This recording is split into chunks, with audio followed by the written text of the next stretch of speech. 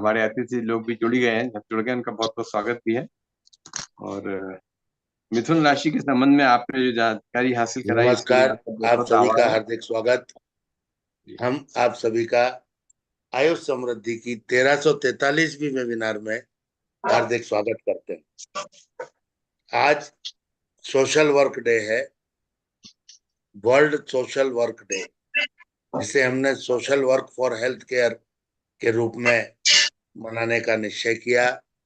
तो इसमें विद्वान वक्ता डॉक्टर सुपर्णा सान्याल मुखर्जी जी, नमस्कार, स्वागत है आपका। डॉक्टर सैकत कुमार बसु जी जुड़ेंगे हमसे 10:30 बजे। और डॉक्टर सुतपा वर्धन जी, आपका भी बहुत बहुत स्वागत। मैं सोशल वर्क के हम लोग भी जो कर रहे हैं इतने दिनों से कंटिन्यूअस वेबिनार करके, ये भी एक साइंटिफिक सोशल वर्क है जो हम कहीं ना कहीं ज्ञान की गंगा बहाकर लोगों में एक चेतना का प्रवाह कर रहे हैं। आप सभी का पुनः हार्दिक धन्यवाद, बहुत बहुत आभार आपका। हम आपके बिना ये यात्रा आज 1343वीं वेबिनार तक नहीं आ पाते थे। मैं आदरणीय अग्निहोत्री सर का, आदरणीय मैडम सुपर्णा जी का, आदरणीय डॉक्टर नेहा जी का केन्या से, डॉक्टर निशांत शुक्ला जी, मैडम सुतपा वर्धन जी, और आदरणीय हमारे गुरुदेव विप्र विश्वनाथ प्रसाद सर, सभी का हार्दिक स्वागत करता हूँ। और सोशल वर्क आज हम लोग जितने बैठे हैं यहाँ, सभी ने कुछ ना कुछ सोशल वर्क में या तो इन्वॉल्व हुए हैं या खुद किया है कुछ ना कुछ। मैं सभी के कमेंट्स भी चाहूंगा। आदरणीय अग्निहोत्री सर से प्रार्थना करता हूं कि वो अपना प्राक कथन भी बोले और थोड़े आज मंच संचालन की यदि प्रक्रिया अरे कुछ बना रहे आपके तो लिए मैं बड़ी कृपा होगी, क्योंकि मैं कल की फ्लाइट से मुझे लौटना पड़ रहा है शाम की। तो मैं इसीलिए थोड़ा सा आपसे आज सहायता की प्रार्थना कर। चलिए, पहले आपका बहुत बहुत सुपर्णा सान्याल मुखर्जी जी हैं, फिर अपनी सुतपा वर्धन वो सुतपा जी हैं, और उसके बाद फिर सैकत बसु जी तब तक ज्वाइन हो जाए। जी। उसके बाद अपना ओपन सेशन। आदरणीय धन्यवाद अग्निहोत्री। प्रोफेसर परमेश्वर भाई, सो काइंड ऑफ यू। बहुत बहुत धन्यवाद। मैं पहले तो आज के हमारे इस वेबिनार में उपस्थित हुए अपने अतिथि वक्ताओं का बहुत बहुत स्वागत करते हैं, specially madam Suparna Sanyal Mukherjee ji, madam Sutapa Vardhan ji and doctor Shekhar Basu ji, आप सबका बहुत बहुत स्वागत है।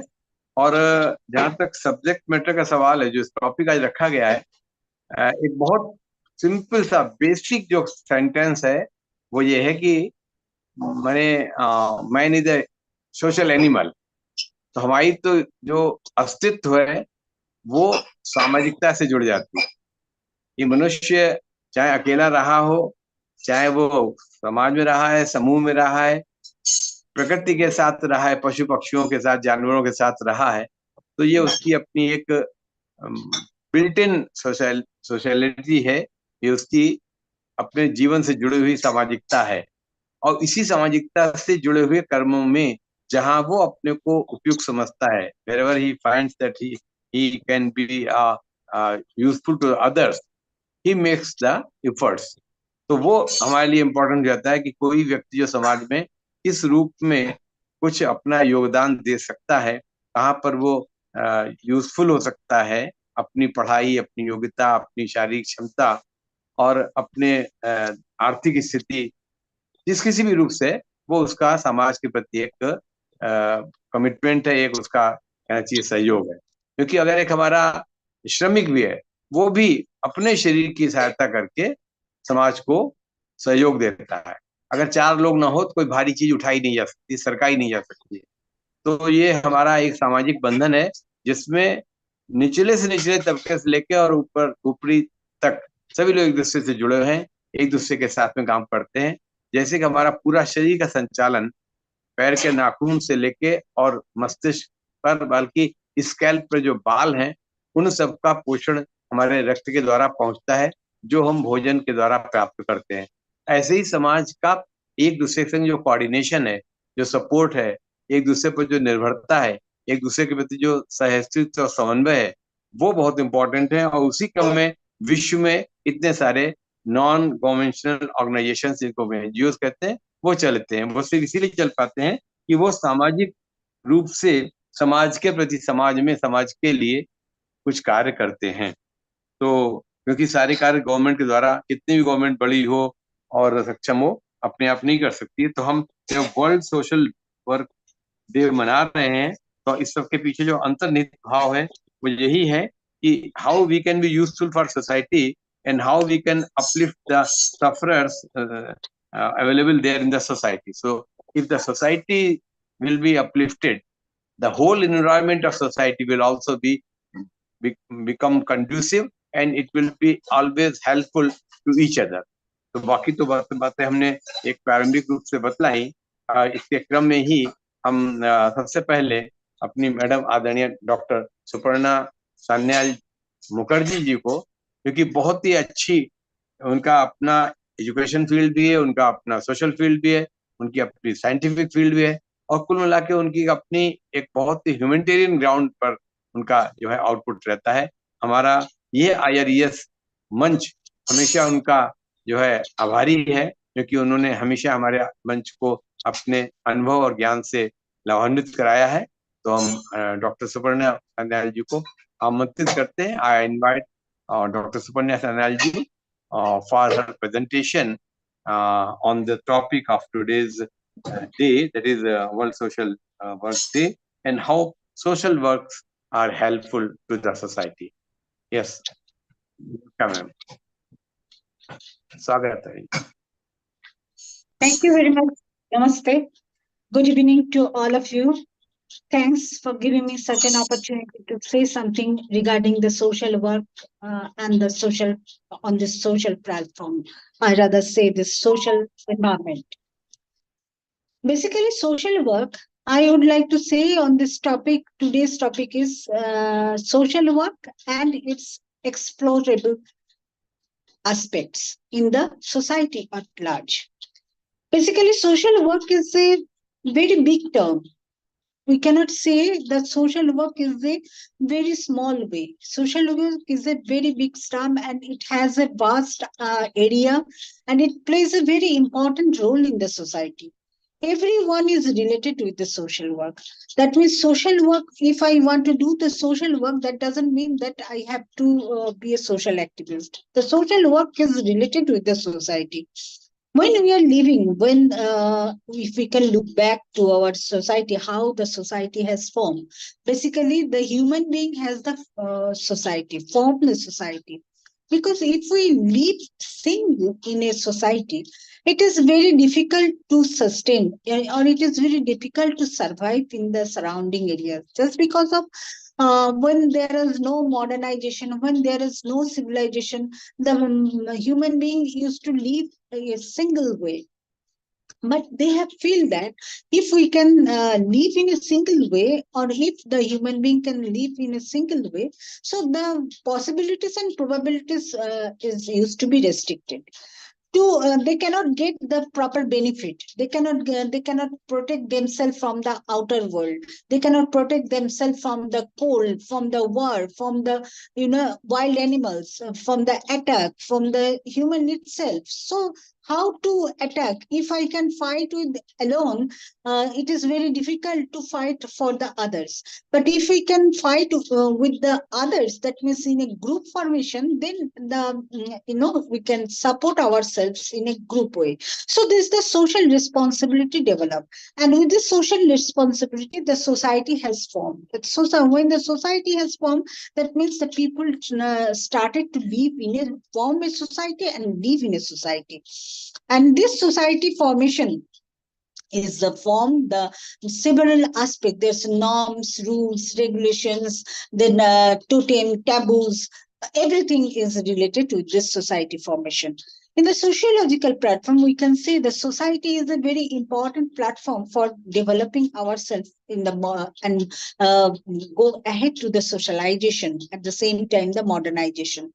So there are two types of society we can follow in the present juncture, that is rural society and urban society. Rural society is depending upon the rural environment, the villages, the panchayat, the other source of sustainability and probabilities. And the urban society is also related with this urban development and urban nature and possibilities. So in this way, we are just finding out that the formation of society and to develop the society and to form the society and to develop the people and bring the modernization, it is a very long way. It is a very long journey that we are came across, especially the human being came across. So on the depending on this 21st century, so it has been observed that the government, when the government is regulating the whole society, government has the power to do the whole society, to organize the whole society. At the same time, to some extent, it is not possible for the government to get into the deep inside, deep into the society and to solve the all problems. Then the NGO has formed. NGO, that means the non-government organization. NGO is a very big term over here. NGO has started so long before. So it is the formation of NGO. We have found it out the 2005, then the long before 2030 CSR has formed. And also the NGO was formed in the 1900 because they have seen that when and this conception generated from our the former government, the then British government, because when they cannot reach into the deep inside the unmitigated Indian subcontinent, so they can form a social group. That social group they can send over there, and they are giving the responsibility of that particular group, and they are surviving, and they are just regulating the norms of the government. With the government norms, they are performing their activities and attitude. But NGO is a such thing which can go away from that. That means they can overcome the government and they can act with the formation of the government. They can act accordingly. So that's why there is the Society Act has come 1861, then the 1961. It has been amended several times. It has been amended, the Societies Act. And Society Act, it has to be registered the non-government. Non-government organization is a non-profiting organization. And there are two types, like the VO and NGO. VO, voluntary organization, NGO, non-government organization. But there is, though the similarities are there, but there is a several differentiation is also there. So nowadays, it has been observed that the NGO is working, it's all over the India, not only the India, all over the world. There are several types of NGOs, and so many NGOs, they are working for the social sector, for the development of the social aspects, for the social benefit, for the social development, the societal development. Each and every corner NGO has reached. So NGO responsibility, and it is very good to work with this NGO. That means the NGO is a conglomerate effort. NGO is that not the one individual. It is a very group formation work. When the human beings started the group, when the human beings started the society, and the formation as the formation of NGO only. So when we are working in the NGO, that means we can feel that formation, and we can, though we cannot go back to the that stage, but we can think that it is walking back with new leguers, because the NGO formation is also formed at the earlier stage, when people was not educated, when people don't know the how to develop. So it was a trial and error method, and NGO has formed. So NGO developed in the NGO capacity building. It's an NGO capacity building, that means the good governance in NGO.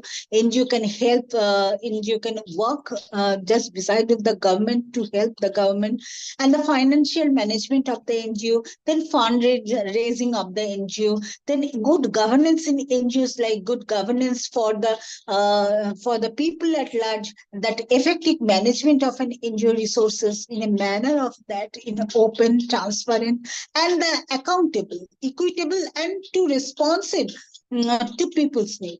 Basically, what has happened when the government has been involved? That means there is the several human beings, they are not act accordingly, because there is a several corruption is there. But in case of the implementation of the NGO and NGO rules, it has been observed that the people can work accordingly, just because of it is a non-profiting organization. No one can profit on that. But no profit, no loss. Just the policy, it should be the policy of this NGO management. And that's why there is a course, 2 years course, NGO management degree course has been started. So NGO is a very applicable, energetable, and this NGO is a very accountable, transparent, profit, especially the consciousness oriented, then the follow the rules of the law. NGO has the bylaws, NGO has the constitution itself, the performance itself. NGO has nowadays presently the government of India has been implemented this the Niti Aayog. The Niti Aayog is a former Planning Commission of India. Planning Commission of India has been promulgated this the NGO registration and NGO working. So this the NGO can say that it is a just non-government, but doing the government work just beside of this government. So they have the power. The NGO has the power to fight with the apex court, then the high court, then the lower court. NGO has the power to work for that. At the same time, NGO has the power to go work for the abroad, because there is some registration process over there. If the registration number is there, the NGO can work for the abroad all over the world. So NGO have the privilege to do the work. NGO can reach to the remote areas, remote sensing areas. NGO can reach to the vulnerable areas. NGO can work for the vulnerable people. NGO can work for the capacity building. NGO can work for the developmental work. NGO has the right to do the work in the every sectors of the society at large. And this good governance, the sustainable development, especially the accountability of NGOs, like allow for open expression of views, then the free dissentimentation of the information, then the rule of the law, which is essential to the effective functioning of the NGO. Then the whom are NGO can be accountable, like the broad management or trustee board, then the wider public through processes of registration, then the regulations is also there, funders through agreed, especially the reporting the arrangements, and the same time the representing the interest of the marginalized community and the disadvantaged community. So NGO can promote the different types of work and different types of research and development. At the same time, it has the wider range and wider point of view in the particular aspect. There are several NGOs, like we can say that the Ramakrishna Mission,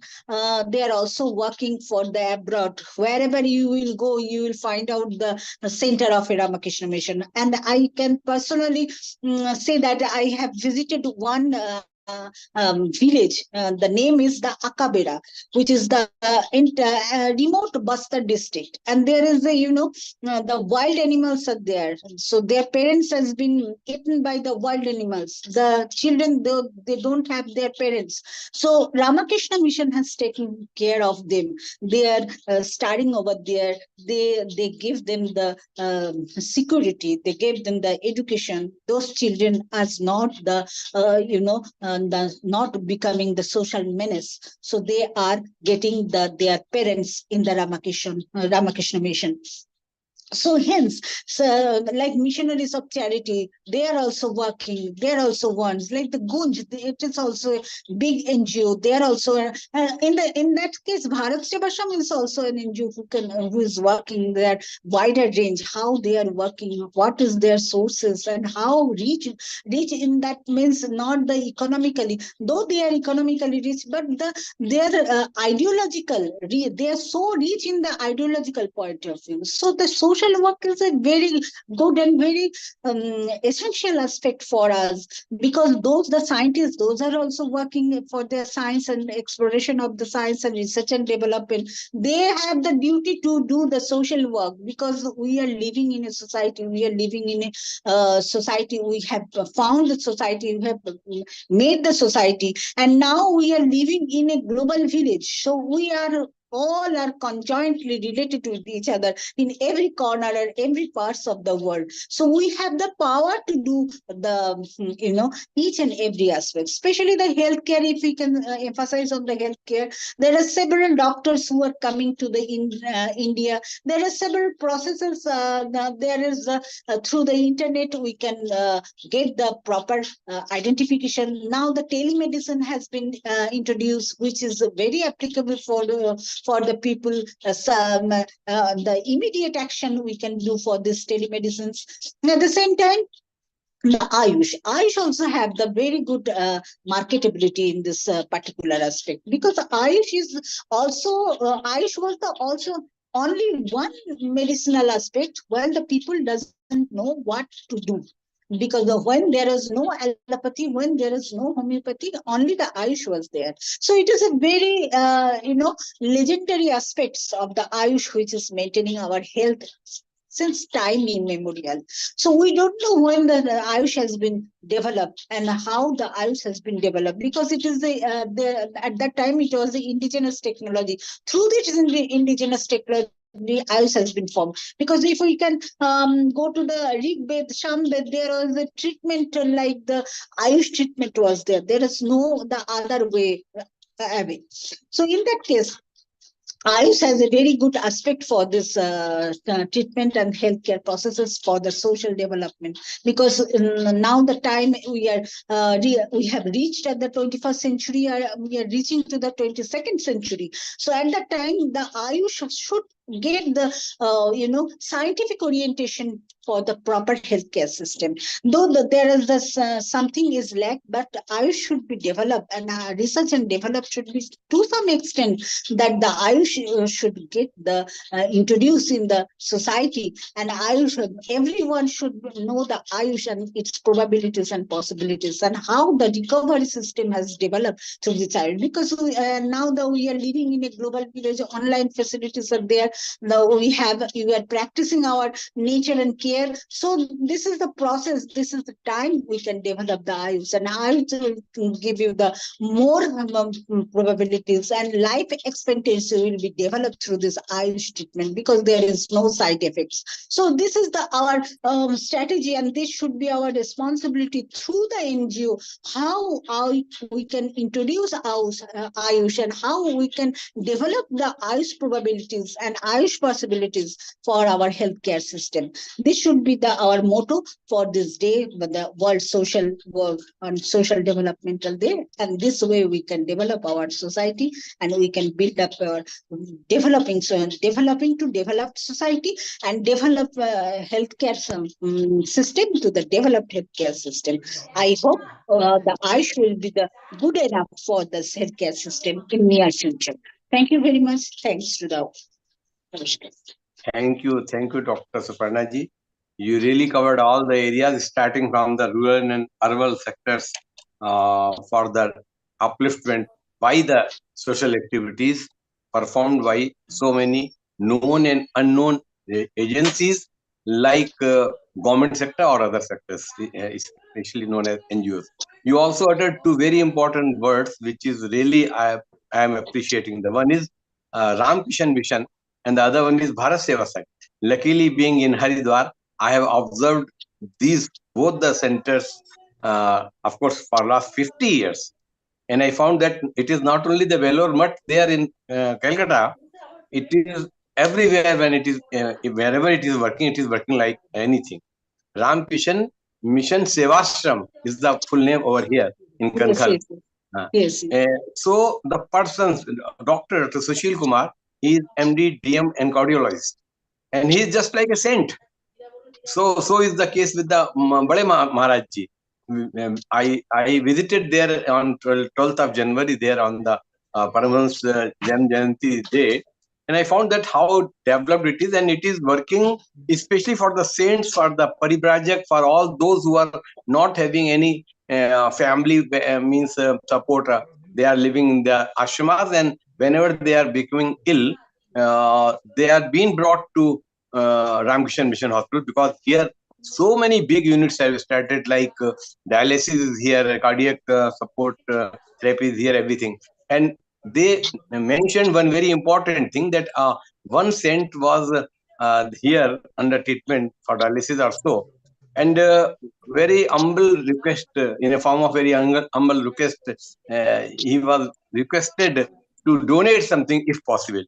He never refused. He told that he will I'll give, and he was having money, but we don't know. Afterwards, he not only got almost better, and he went back to his ashrama, but with the due course of time, when his body was means completed or shant hua jab, so after the research, it was found that lakhs of rupees were there in his account, and he has not mentioned anybody as a nominee. So an appeal was made by the Bade Maharaj Ji, that I am with folded hands requesting simply this month, that you please, if not having any nominee in your account, please mention RKMS, Hamara Ramakrishna Mission Sevashram, as a nominee, because after that, that money will come for the others through Ramakrishna Mission. Otherwise, it is there in the bank.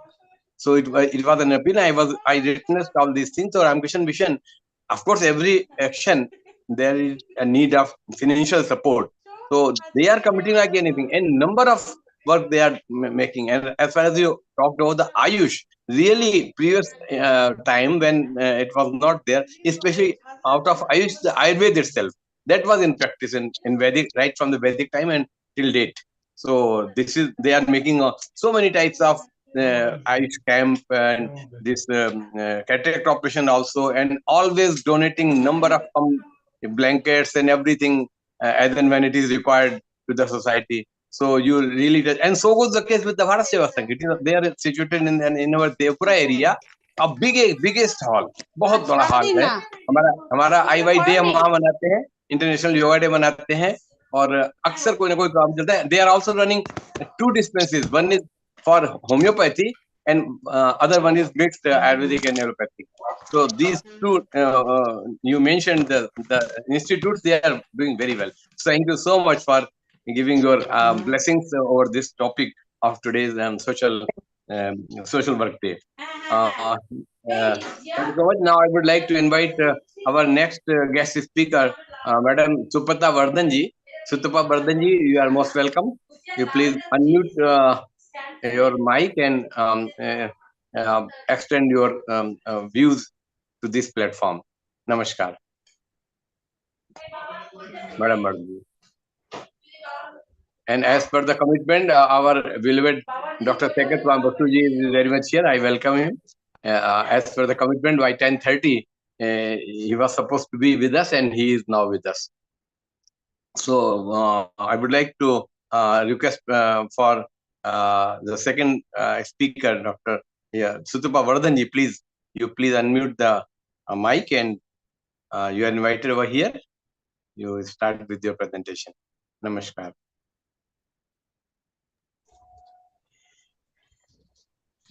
Yes, ma'am. Namaskar.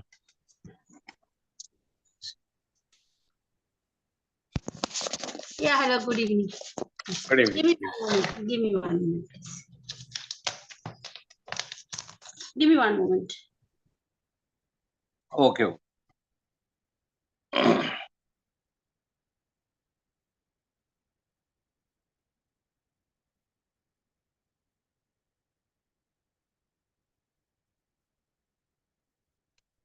Since this is a very interesting topic, and we are celebrating this day, which is directly related with the society, and we are all social persons, so it is directly giving some message to us all. Thank you. Yes. Okay, namaskar to everybody. A very good evening.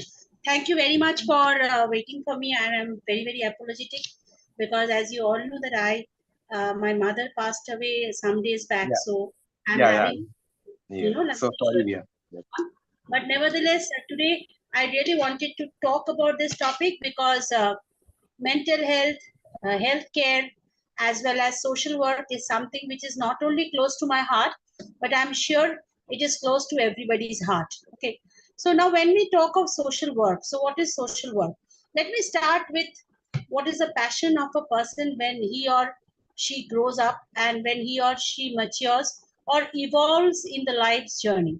So if we see everybody who is present in the seminar today in this particular workshop or whatever we can call it, we are all in an age where we have stepped into our adulthood, where we have grown through our childhood, where we have learned a lot from our parents, our teachers, our guardians, our friends, our peers, and people who take care of us, and people and loved and near and dear ones. So as we move on into a life cycle, and we move on into what we call a human development life cycle, when we step into an adulthood, so when we call into an adulthood, that is a young adult, a middle adult, and an adult. This is a time when we all want to give back to the society. And when we talk of the society, we mean everybody. We look left and right, whomever we see in the society in a social atmosphere, that is a society whom we want to give back. So when we talk of a social work, so social work means giving back to the society with an intention of not only doing the duty, not only doing in the form of a passion or profession, but doing for mankind, which comes directly not only from the mind, but from the heart. Now, when we talk of social work as healthcare, that becomes all the more important because healthcare, will be crossing across a lot of pillars in our life, whether it be mental health care, whether it be physical health care, whether it be financial health care, or whether it be emotional health care, or any other form of health care which we can understand here. So when we talk of social work, we see that they give back to the society, which we can do in different avatars. Now, when I talk in the form of a different avatars, means if we just imagine our life, how we started. So even when we start our life as a child, a parent, a teacher, the friend who becomes very close to us, who is somebody who is an important to us, or what we call our caregiver. They are all social worker in the sense they take care of us, and they are in various avatar like that of nurses, like that of ayahs, like that of nannies. So all these people are social worker in their own dimension. At the same time, when we like mature, and when we start our schooling, when we start our first day in school, because I remember when my daughter was sent to a lower nursery, we could not imagine somebody like the nanny or the social worker who was in the school, who was taking care of my daughter. So I was very, very happy that I've sent my daughter to a school where she's getting the best schooling, but she's also getting the mother's care in the form of a teacher, and also the nanny who is present in the school. So all these people form a part of the social health, arena, or social health society, where the social workers help in taking care of the healthcare. And healthcare here, I mean mental health care and physical health care. As we move on to our life's ladder, as well as as we pass our age, we see that healthcare workers or social workers are in the form of different people like psychologists, psychiatrists, social workers, and or agencies or agents who take care of people in different form. Like, what are the different qualities a social worker can have? The different qualities of a social worker can have is being ethical, being cooperative, advocating the need of the society, and supporting the need of the others when they when they work with the rest, with the larger part of the society. So when we talk of social work becomes very, very important, not only from a personal point of view, but from everybody's point of view. So the society where we live, the community where we live, so we can call ourselves humans, we can call ourselves social being when we are in a community and we are catering to each other's need, whether it be physical need or whether it be mental need. So we can see from one dimension, like if we just try to see from another view that social work is not only the professional social workers, but each of us is having the responsibility of doing some social work or being social workers in our own area and a span of control. So today is a social worker day. We should be all very proud that we all have been social workers in some form or the other. We have tried to cater to the need of our friend, our elderly people, or our near and dear ones in some form or the others. So it is very important to understand the areas where the need is. So it is not only the need which comes as a, like something which everybody knows about, but if you can touch the person's mind, if you can take care of the person in the hour of need or in the special area where the person needs the help, you become a social worker. And when we are a social worker, I'm sure we touch that health part of a person's, whether it be a mind or whether it be the physical health or whether it be a mental health. So with this, I would surely, because of my time pressure and some obligations at home, I would want to stop my discussion here. Thank you very much, Ayush, once again for giving me this opportunity and wanting to share my thoughts with you all. Thank you very much, all of you, and have a nice day and take care. Thank you, ma'am. Really, you are running with the some different time, but still you cooperating us. This is our great pleasure of IRES. We can only give some words of sympathy that since it has been regulated by God, so let the rest of the family bear it, and let the departed soul be received by the divine hands. This is what we can say. Thank you so much, ma'am. You joined it. Thank you very Professor much. Pankaj, Thanks for thank you. inviting me once again in this forum. Thank you, sir. Thank you. You really touched the areas with full confidence that it is the women and her health which is to be looked upon properly. And you probably mentioned the look after and all the carefulness of regarding your daughter. So I think it is really a great thing that the teachers are more than guardians, if at all they are performing their duties. So this is what the NGOs are really well, and they are working dedicatedly. But this, if it is also been recognized by the concerned society, other institutes, definitely they will get the boosting for their work, and they will do better and better always. Not only having an album and showing that they have done this much of this and go for the some sort of government support and budget. It's not. They are committing in our state in Uttarakhand to the deepest area where the government persons are avoiding to reach, the very hilly area and the outreach areas. So this is what really NGOs are working so much. Thank you so much. Thank you, ma'am. Thank you.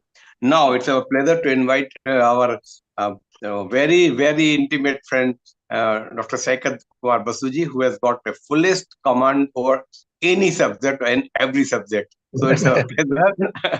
Really, I have deeply touched with your all of submission and your presentation. So with no wasting time, I invite Dr. Saikat Kumar Basuji on today's topic. Most welcome. Namaskar. आइए स्वागत है आपका. Thank you, Dr. Abhijit. Thank you, Dr. Sharma, for inviting me again. And it is live. It's wonderful because AYUSH Samriddhi is also a society and an NGO in some form. So, and you are also doing a duty of education and communication and dissemination of knowledge about Ayush, Ayurveda, and several other disciplines to various participants and other group members. So, I commend this activity and thank you for initiating this discussion. I also extend my sincere thanks to both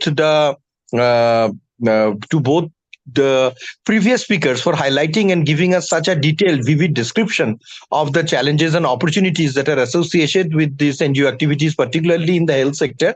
What I'm going to do it's almost 10:40, so without wasting much time, what I would like to do is I would like to highlight on the challenges, like what are the challenges that the NGO face while working on this and what are the challenges that the NGO workers face. there is health workers in the government sector too, all the government, and I'm I'm talking about private sectors, which are profit making sectors, like private hospitals, private institutes that are profit making institutes that that run various hospitals and also undergo treatment, and they also have a large number of health workers working there. But both these private as well as the government health workers has a lot of economic and financial protection for the people who are serving under this process.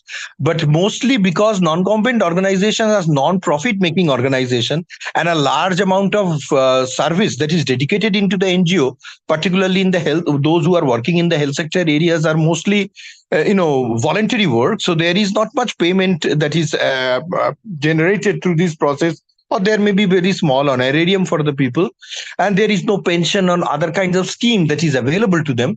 But this is a model that is actually followed in India, which I don't think is a very successful model. I have visited Bangladesh many times. I have visited Nepal and many other developing countries around the world, from Asia, Africa, and Latin America, and I have seen that NGOs have they are in general a non-profit making organization for sure, and they are non-government in their origin and in their action. But at the same time, because the government realized that it is not possible for the government to reach a nook and corner of every country, they cannot hire so many government employees or have so many government offices to reach every length and breadth of a country.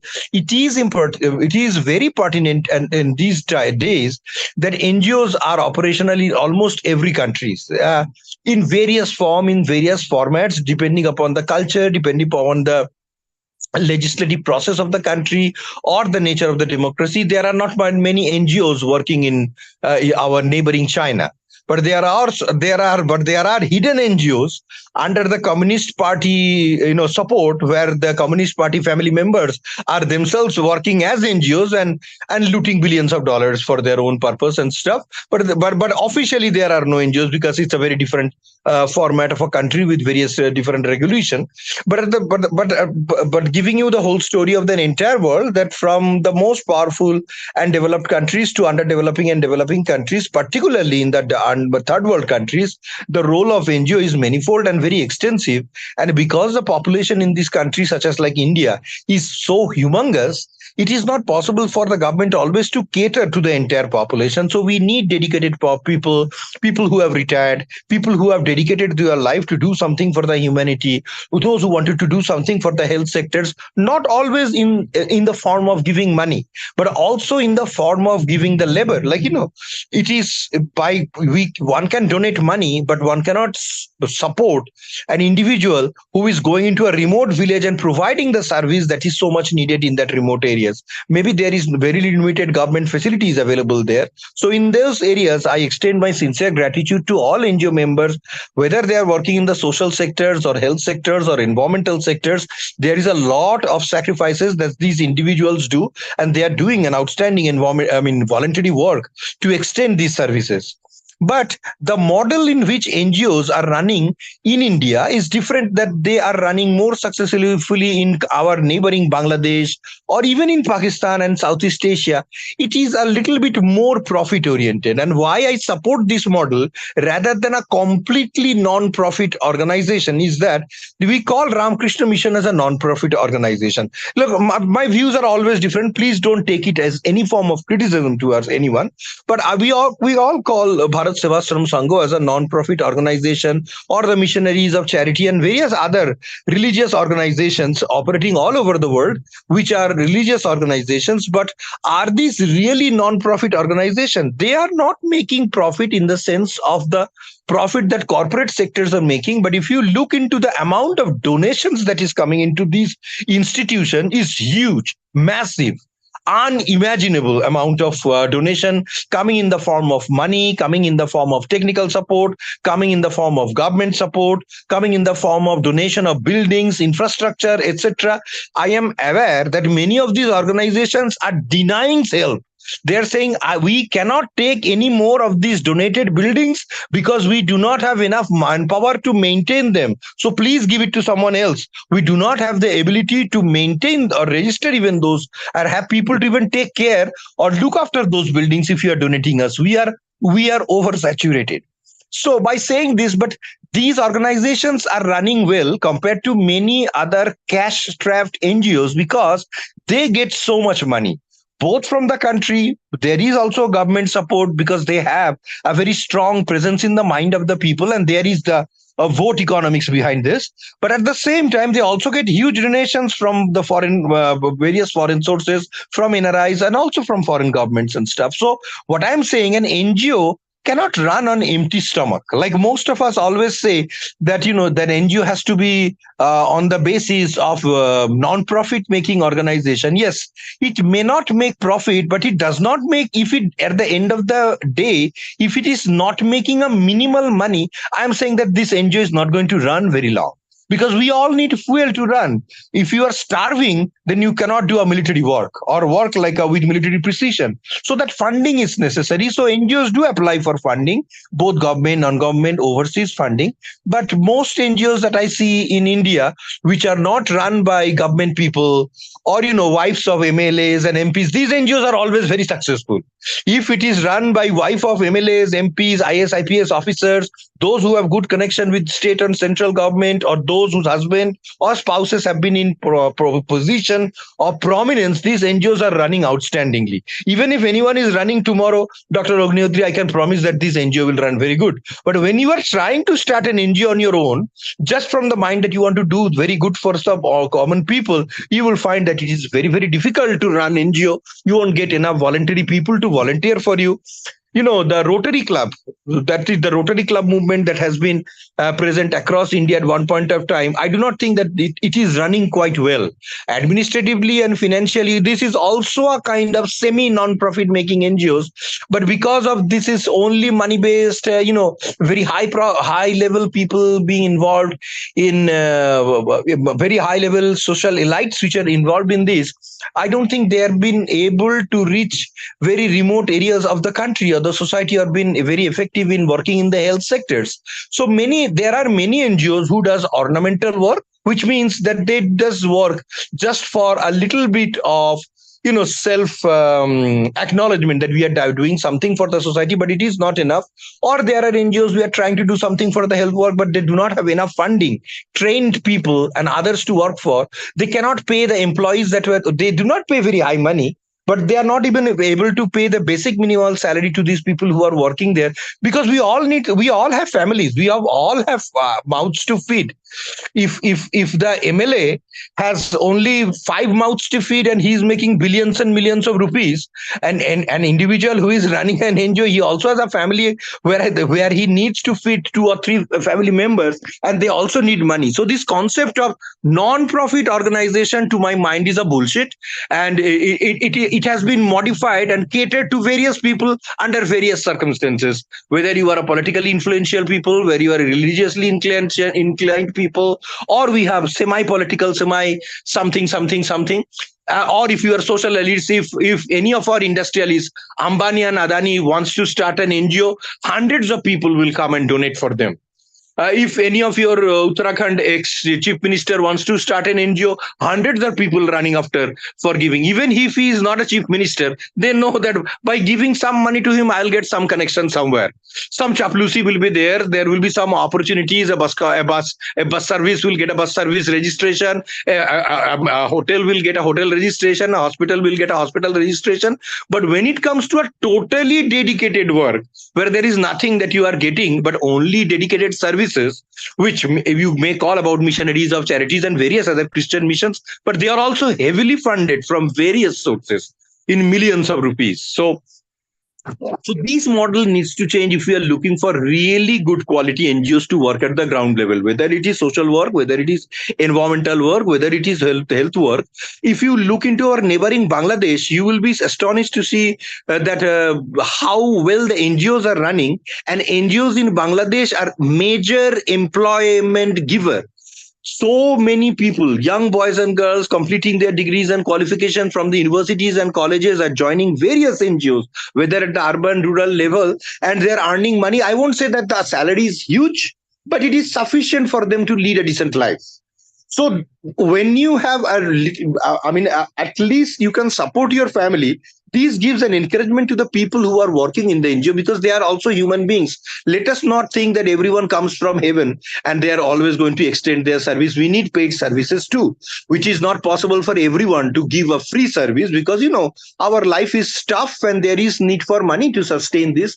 And none of these NGOs, unless they have money or they are paying a little bit salary or honorarium to the people that they are working, at least for their travel expenses, this is not going to run. They are going to draw out. The great success of Ramakrishna Mission and Bharat Sam Seva Sangha and all other Christian and missionaries and Islamic missionaries that are operating, Buddhist missionaries, Jain missionaries. Oh my goodness, Jain missionaries are possibly one of the richest in the country. So all these are working because the businessmen are pouring money. Like they are pumping huge amount of money. That money is not available when you are looking for training volunteers. Like if you are working in a health sector, you need a gynecological training for delivering of babies, giving them giving them medication and stuff. Those trainings are not available always for various NGO members. So, and even if they're available, various universities and other organizations, if they're making those training available, even in like forget about the private universities or institution where they charge humongous amount, but even for the government institutes where they are giving training, like 20 years or 25 years back when I used to take training in these universities for various programs, you could not imagine what the price has gone up. Unimaginable price gone up even for government institutions. So there is very less impetus, less encouragement for people working in the NGOs to go and take these trainings. But unless you get these advanced trainings, unless you get to know these techniques of handling and managing people, I don't think you can do a very good job. So the NGOs which are working on these particular health sectors are losing out, either by losing their valuable voluntary members who are either giving service voluntarily or in exchange of a small radium. The NGOs do not have enough funding to send them for proper advanced training. And unless you have this training, it is very difficult for you to go and deliver these services at very challenging situations, remote areas, localities. Because if a girl, say young girl, is traveling to a remote area, for helping the government in case of doing some vaccination and stuff, there must be a safe place for her to stay in the night or something like that. If you could not arrange for this, if an NGO has to do that, if there is no arrangement, we are putting that girl into an extremely vulnerable position. Who will take care of her security? Who will take care of her integrity? The government will say that this is not a government employee, so it's not my responsibility. The non-government organization will say we have very little money, so we could not provide her with the protection and stuff. So many NGO members have been subjected to physical atrocities, abuse, sexual abuse, verbal abuse, and those things where the government servants get those protection and NGO members does not have those protection. We need to change their law and help them. There is no economic, financial, long term, like a case like pensions and other final benefits for people working in most of the NGOs. These needs to change too. So there is a need for a paradigm shift from this non-profit organization to be NGOs to a bare minimal profit NGOs, because none of our religious institutions or institutions run by our honorable MLA MPs, judges, chief justices are running on zero fuel. These are all heavily funded. So if these are heavily funded, other NGOs also deserve to get some money. Also, the government has closed down various NGOs, particularly those are supported by external funding in many cases, because they have found that behind the NGO activities, they are doing something very else. They are either involved in spying, they are either involved in intelligence collection, they are either involved in insurgent activities or various other non-anti-Indian activities or anti-government activities.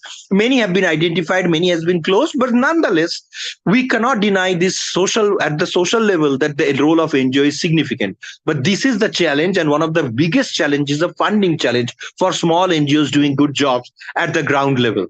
If you would go to any NGO which are medium scale, small scale, and you ask them, why are you into applying for government funding? Every time the central government is saying, oh, the environment ministry has so much funding, the health ministry has so much funding. Even your honorable AYUSH ministry is saying every time, we have so much funding, no one is applied, please come to us, please apply. But what is the story behind? Possibly Dr. Agnihatri knows this story, is that they will say that, sir, for us to apply means nothing. Application means nothing because it is going into the garbage. If you know individuals down the line, if you are getting 10 lakhs, 2 lakhs will be deducted at various level, and that 8 lakhs or 7 lakhs will come to you. There are officials who will help you to finally get and approve your project in exchange for that money. And sometimes this money has to be paid in advance. This is not the case now. This has started long back from the days of Jawaharlal Nehru, and through Indira Gandhi and Rajiv Gandhi and our Manmohan Singh to our Modi ji. This criteria in the various government sectors are playing. The government may say a very big things about that there is an abundant funding for various organizations. There are. Even this Ayush Ministry only funds organizations that are very well connected to the. I have followed individual programs that they have funded. So they have funded where their friends are. They have funded where the principal or someone has very much good connections, or they are well associated with the ministry. But if you go and see, can show me outside this patronage area, Ayush Ministry has provided a simple money for providing and preparing an Ayurvedic book. I will like you to shoot me, because you won't be able to show me a single instance where the Ayush Ministry has funded a non-commissioned organization and stuff. So what happens is, it is good to give big funding to friends. It is good to give funding to big beneficiaries.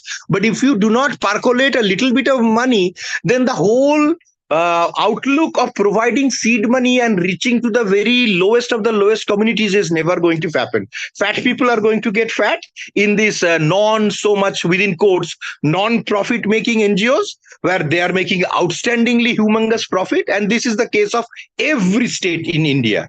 Wherever there is a political person's family member or their wives or IS IPS officers or retired medical officers, retired army officers has opened an NGO, they are running smooth, like a smooth Lamborghini. But whenever an ordinary person is running an NGO, there is no government support. And if there is a government support, there is cut money that you have to provide at various levels and challenges. So with all this, I would like to highlight that I give my naman to all the NGO workers who are working on these various sectors.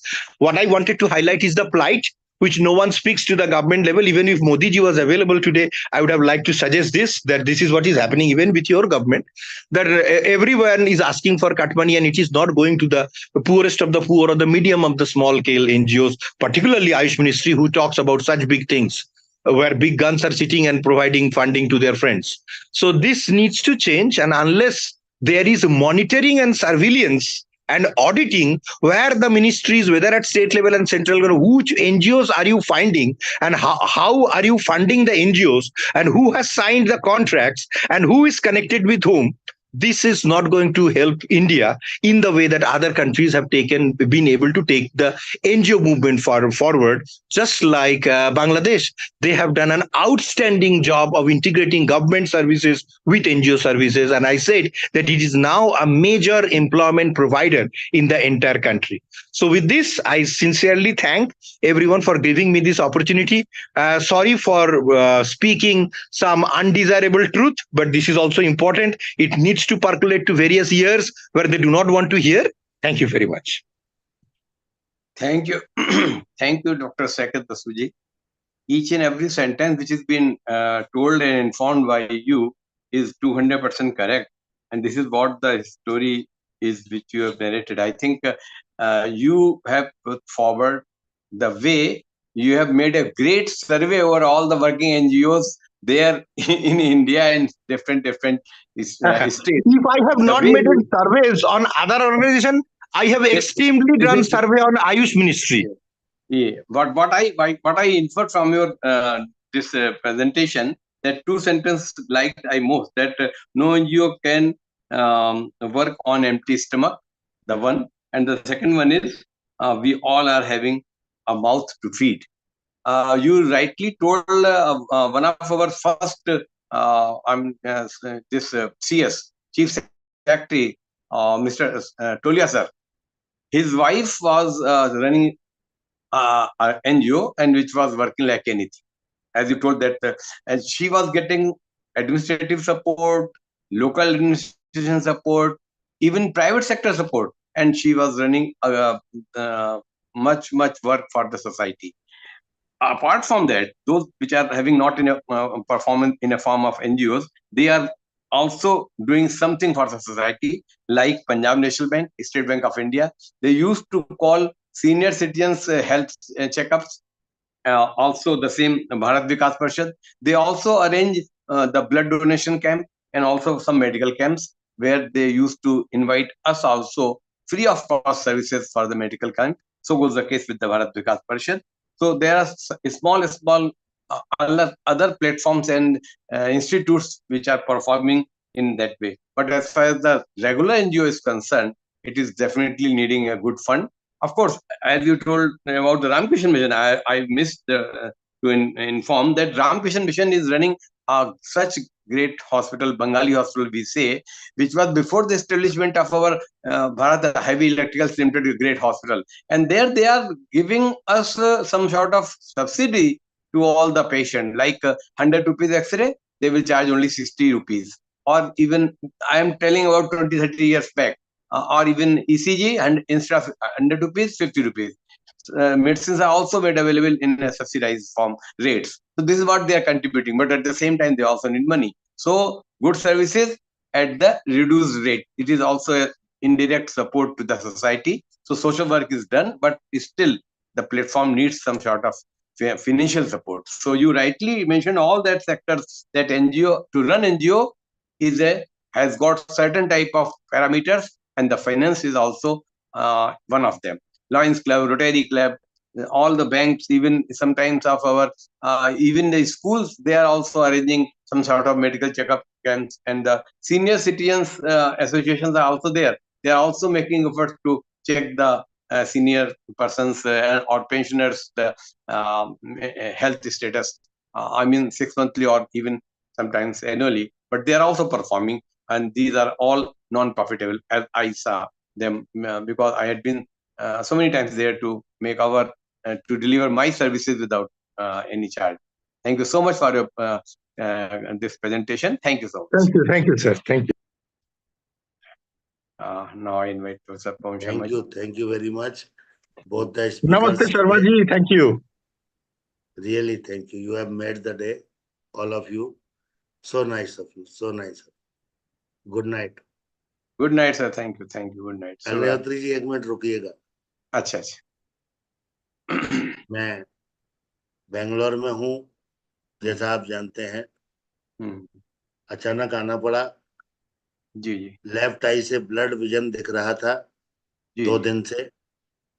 जब आया हूँ तो अभी vision बिल्कुल 80% gone है.